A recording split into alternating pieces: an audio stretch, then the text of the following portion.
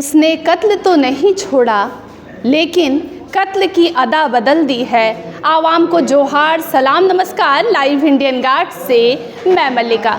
फिल्मों में हम सुनते हैं कि खून का बदला खून से लेना चाहिए, लेकिन सही मायने में हम इसके मकसद को नहीं समझ पाते हैं। आज भी सोसाइटी में रक्तदान जो है वो पेचीदा मुद्दा बना है, मसला बना है।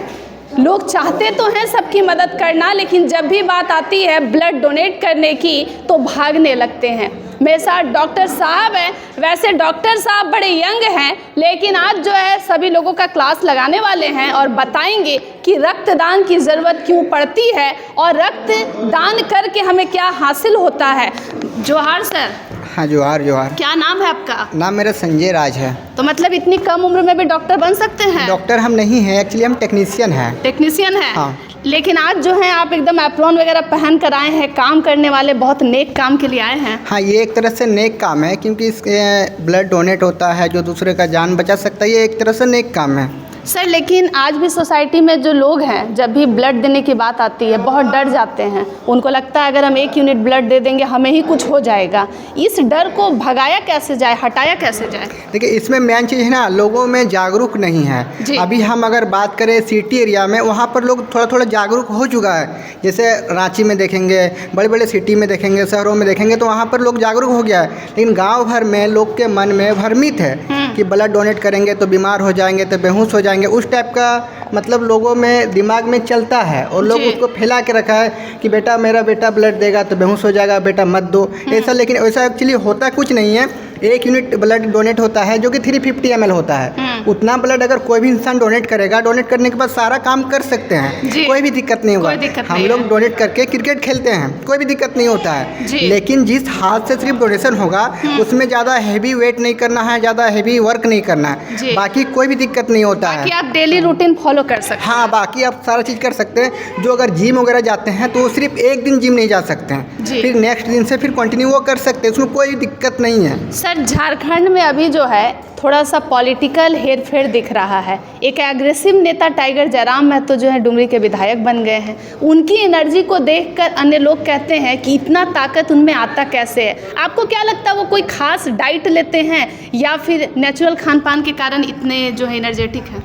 नहीं, देखिए, जो जयराम जी है ना, वो हम इन लोग का, जहाँ मेरा घर है बगल के गांव के हैं, तो उनके बारे में हम सब चीज़ जानते हैं। क्योंकि देखिए वो शुरू से सब चीज़ देखा है कि आखिर पॉलिटिकल क्या होता है, आखिर ऐसे ये जो हमारे शासन चलता है पॉलिटिकल लीडर द्वारा, वो किस तरह से लोगों पर गलत कर रहा है, सही कर रहा है, वो सारे चीज़ समझ चुके हैं। उसके बाद उनका आखिरी कदम है वो पॉलिटिकल में है। लेकिन ये बात है कि उन्होंने जो चीज़ कर रहे हैं उससे सारी जनता खुश है। सारी जनता खुश है इसलिए क्योंकि वो बहुत अच्छे कर रहे हैं। वो कभी भी गलत किसी के बारे नहीं सोचते हैं। अभी भी उनका घर जाएंगे तो वहाँ बहुत सारे लोग आते ही रहते हैं हेल्प के लिए, मदद के लिए। मतलब अभी भी अगर आप रात में भी जाएंगे उनका घर तो वहाँ लोगों का आना जाना रहता ही है। लोग उन पर खुश है, लोगों की भावना वो सुनते हैं, इसीलिए वो अभी इतना आगे निकल रहे हैं। और क्योंकि वो गरीबी से देखे हैं, सारा चीज़ वो जानते हैं, हर सिस्टम जानते हैं कि आगे जो वो राजनीतिक में उतरे हैं, लोग चाहते हैं कि वो और आगे बने। इस बार तो वो सोच रहे थे लोग कि वो मुख्यमंत्री बने, लेकिन वैसा हो नहीं पाया। लेकिन आगे कोशिश रहेगा सभी लोगों का कि वो आगे बने। इतनी जो एनर्जी उनके भाषणों में नज़र आती है, उनके व्यक्तित्व में नज़र आता है, ये आता कैसे? कुछ खास खाना पीना उनका अलग से चलता है या फिर सब प्रकृति का दिया? नहीं नहीं, ये सब खाना पीना अलग से नहीं। जो गांव घर में खाना पीना रहता है वही खाते। वो बहुत सारे वीडियो में वो दिखाए हैं कि वही नॉर्मल खाना खाते हैं। उनका फेवरेट है बिलाती चटनी, इसको बोलते हैं, वो उनका फेवरेट है। वो बहुत बार वीडियो में बोले हैं। बस उनका जो ये गुस्सा है, ये एग्रेशन है, वो उनको बहुत मजबूर हो गया है बोलने पर। बहुत ये पुरानी वो जो है अपना सब निकाल रहे हैं नेता ऊपर। जितना दर्द वो देखे हैं और झारखंड की स्थिति को देखकर गुस्सा करते हैं। हाँ, बिल्कुल बिल्कुल। अच्छा, एक कोई स्वस्थ शरीर वाला इंसान अगर उतना गुस्सा करता है तो उसके बॉडी पे क्या क्या असर हो सकता है फ्यूचर में? क्योंकि लोग कहते हैं हाइपरटेंशन के मरीज हो सकते हैं, हाई बीपी हो सकता है, या भी बहुत बॉडी पे उसका असर दिखता है। क्या उनको गुस्सा कम करना चाहिए अपने शरीर के खाते? नहीं, गुस्सा कम करना चाहिए था, लेकिन वो फिर जैसे क्रिकेट वगैरह खेलते हैं ना, फिजिकल एक्टिविटी होता है तो तो उससे उससे ज़्यादा दिक्कत नहीं होगा। नहीं होगा। नहीं मतलब कि डॉक्टर होकर के भी आपको लगता है कि वो जो स्पोर्ट्स वगैरह में है तो वो उनके बॉडी को फिट रखता है। फिजिकल एक्टिविटी होना हर इंसान के लिए ज़रूरी है। अगर कोई भी इंसान का फिजिकल एक्टिविटी होता है तो उनको ब्लड प्रेशर होने की चांसेस बहुत ही कम रहता है। अच्छा, ब्लड प्रेशर नहीं के बराबर होगा। एक भ्रम को दूर कीजिए। जैसे गांव के लोगों को लगता है कि शहर के जो लोग खान पान करते हैं उसमें बहुत प्रोटीन होता है, विटामिन्स होता है, और शहर वालों को लगता है कि माड़ भात में बहुत ज़्यादा शक्ति एनर्जी है। शहरी खान पान या गांव का खान पान, कौन सा खान पान शरीर के लिए बेहतर है? सबसे बेहतर गांव का खान पान है। शहर का खान पान में बहुत सारा केमिकल होते हैं, बहुत सारी चीज़ें होती है जो मिलावट होती है, जो इंसान को डैमेज करती है अंदरूनी टाइप से। जी। इंटरनल एक होता है, एक एक्सटर्नल होता है। तो इंटरनल डैमेज पहुंचाती है बॉडी को, जो लोग समझ नहीं पाते हैं। बाद में उनको ज़्यादा एज होने के बाद वो धीरे धीरे नज़र आता है कि मेरा बॉडी में ये चीज़ हो रहा है, यहाँ इन्फेक्शन हो रहा है, ये चीज़ हो रहा है। लेकिन गांव के आदमी अगर अभी भी आप गांव में अगर रिपोर्टिंग करेंगे तो वहाँ पर आपको देखने को मिलेगा कि वहाँ का जो ज़्यादा एजेड का आदमी देखने को मिलेगा।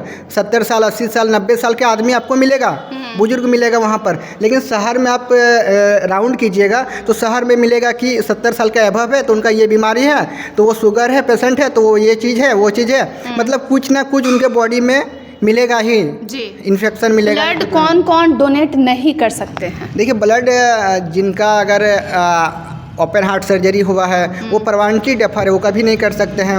जिनका कोई भी बड़ा डिजीज है, जैसे किडनी से रिलेटेड बीमारी है, लंग्स से जुड़ी बीमारी है, हार्ट से जुड़ी बीमारी है, वो सारे लोग नहीं कर सकते हैं। अब जिनका डायबिटीज़ है, शुगर पेशेंट है, वो कर सकते हैं, लेकिन शुगर का सिर्फ इंसुलिन नहीं लेना चाहिए। जो बीपी वाले पेशेंट है, जिनका हाइपर टेंशन में ज़्यादा बीपी रहता है, वो नहीं दे सकते हैं, लेकिन वो मेडिसिन चलता है और मेडिसिन लेने के बाद अगर नॉर्मल है तो फिर वो दे सकते हैं। सोसाइटी में कुछ लोग ऐसे, उनको लगता है कि आसपास में तो कुछ लोग ब्लड दान कर रहे हैं तो हम ब्लड क्यों डोनेट करें।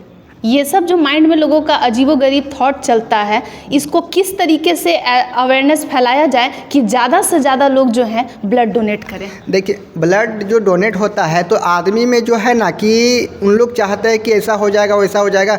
लेकिन पहली बात हम आपके चैनल के माध्यम से सारे लोगों को बताना चाहते हैं। तो देखिए, ब्लड आप लोग डोनेट करते हैं तो ब्लड डोनेट करने से कुछ नहीं होता है, बल्कि आप ब्लड डोनेट करेंगे तो आपको बहुत तरह का फ़ायदा है। पहली फ़ायदा है कि आप डोनेट करते रहेंगे, जो कंटिन्यू डोनेट करते हैं उनका एज में डिफरेंस मिलेगा। जैसे जो इंसान मान के एग्जाम्पल में 60 साल बच रहा है, वो अगर लगातार ब्लड डोनेट करेंगे तो उनका एवरेज एज उससे अबव हो जाएगा। उनका स्किन पूरा एकदम अच्छा खिला रहेगा, जैसे स्किन डिजीज इन्फेक्शन नहीं होगा, वायरल इन्फेक्शन नहीं होगा, ये सब होने के चांसेस बहुत ही कम हो जाता है। अगर कोई इंसान 1 यूनिट डोनेट करता है और वो हर 3 मंथ में कर सकते हैं एक बार। अगर कोई इंसान किया आई डोनेट, फिर 3 महीने के बाद करेंगे। वैसे अगर रेगुलर डोनर है तो उनके बॉडी में बहुत तरह से बीमारी नहीं होगा। जैसे ब्लड प्रेशर जो ऊपर डाउन होता है वो चांसेस हो जाएगा कि कम होगा। हार्ट अटैक आने की संभावना 30% कम हो जाएगा। ब्लड कैंसर होने की बीमारी जो होता है ब्लड कैंसर, वो होने की संभावना 20% कम हो जाएगा। इसी प्रकार की और भी आपको बेनिफिट मिलेगा जितने भी बॉडी में होने वाली बीमारी है उन सारी चीज़ों को लेकर। और आप अगर 1 यूनिट डोनेट करते हैं तो आपको कुछ भी नहीं होगा। आप नॉर्मल डाइट लीजिए, जो आप लेते हैं वही लीजिए, आपको कुछ भी नहीं होगा। यही चीज़ हम बहुत सारे लोगों को बताते हैं, लेकिन फिर धीरे धीरे अभी लोग जागरूक हो रहे हैं। सर, सोसाइटी में एक मिथ है या परिवार में ही ये ज़्यादा देखने को मिलता है, अपने ही माता पिता अगर घर में उनके बच्चे हैं थोड़े पतले दुबले हैं तो उन्हें कहते हैं कि तुम तो खुद खाओ पियो जा कर के, दूसरे को खून क्या दोगे। नहीं, जो हम लोग ब्लड लेते हैं तो उसमें टेस्ट होता है एक HB लेवल, हीमोग्लोबिन लेवल। वो अगर आपका 12.5 से अबव होता है तभी वो ब्लड डोनेट कर सकता है। जिनका 12.5 से नीचे होता है वो डोनेट नहीं कर सकता है, चाहे वो पतले हो या कोई दिक्कत नहीं। उनका वेट 45 से अबव होना चाहिए ब्लड देने के लिए। आप उसके बाद आप दे देंगे तो आपको कुछ भी दिक्कत नहीं होगा। इससे आपका ब्लड अच्छा से फिर से ग्रोथ होगा। जैसे आपका हीमोग्लोबिन 12.5 है, आप डोनेट कर दिए तो आपको 2-3 दिन तक थोड़ा सा वीकनेस लग सकता है जो पहली बार दिए हैं। तो उसके बाद से आपको 1 हफ्ते बाद एक अलग एनर्जी लेवल मिलेगा बॉडी में कि आपको फ्रेश लग रहा है, जो आपका आलसीपन है वो चीज़ खत्म हो जाएगा। जो हेमंत सोरेन जी जो हैं, इस बार मैया सम्मान योजना जो है इंडिया गठबंधन के द्वारा लाया गया, अब जो है उसमें बहुत सारे क्लॉज लग गए हैं। तो लोग कह रहे हैं कि हम लोगों के साथ धोखा हुआ है, खास करके महिला बहनें जितनी लोग हैं। हेमंत जी को कौन सा इंजेक्शन लगना चाहिए कि ये जो धोखा वाला जो चीज़ है उसमें सुधार आ जाए? देखिए, इस पर तो हम बात नहीं करना चाहेंगे, लेकिन जो मैया समान योजना है उससे पीछे एक हम बात बोलना चाहेंगे कि देखिए, जो मैया समान योजना अभी 2500 बढ़ा दिया गया है, तो मैं ये सरकार से बोलना चाहूँगा, जिसका 2 हाथ नहीं है, जिसका 2 पैर नहीं है, जिसको हम बोलते हैं हैंडीकैप या फिर विकलांग बोलते हैं, उनका पेंशन आप 1000 है, लेकिन उनको बढ़ा के आपको 3000 से 5000 7000 तक देना चाहिए। क्योंकि जिनका 2 पैर नहीं है वो इंसान कहाँ से काम करेगा, वो इंसान कहाँ से खाएगा? आप वो चीज़ सुधार कीजिए ना। आप मैया समान योजना लाए हैं वो ठीक बात है, वो अलग बात है, लेकिन आपको उस पर भी नज़र रखना होगा। जो हैंडीकैप है, जो जिनका विकलांग है, उस सब का एक पेंशन बनता है, हैंडीकैप पेंशन, तो आप उस चीज़ को 1000 रखे हैं राउंड फिगर में, उसको बढ़ाइए आप। यहाँ वो काम कर सकते हैं आप, लेकिन हम इसके बारे में ज़्यादा डीपली बात नहीं करना चाहेंगे। सर, झारखंड में वैसे मुद्दे तो कई हैं, लेकिन स्वास्थ्य को लेकर के बहुत संकट दिखता है। कई सरकारी हॉस्पिटल तो हैं, लेकिन व्यवस्था वहाँ की अच्छी नहीं है। पेशेंट जो है, कई लोग पहुँचने की कोशिश करते हैं तो कई बार डॉक्टर नहीं रहते हैं।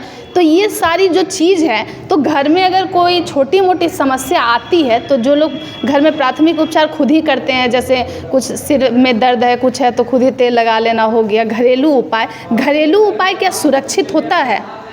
घरेलू उपाय कुछ हद तक रिलैक्स फील देगा, लेकिन वो फिर आगे चल के वो फिर दिक्कत हो जाएगा। लेकिन बाद में जैसे इंटरनल कुछ दिक्कत है तो बाद में हम लोग एक्सटर्नल देखते हैं, तेल उल मालिश कर लेते हैं, बाकी वो आपका इंटरनल डैमेज रहता है। वो धीरे धीरे जब वो हाई बढ़ जाएगा, ज़्यादा बढ़ जाएगा, अधिक हो जाएगा, उसके बाद तो फिर आपको डॉक्टर के पास जाना ही है।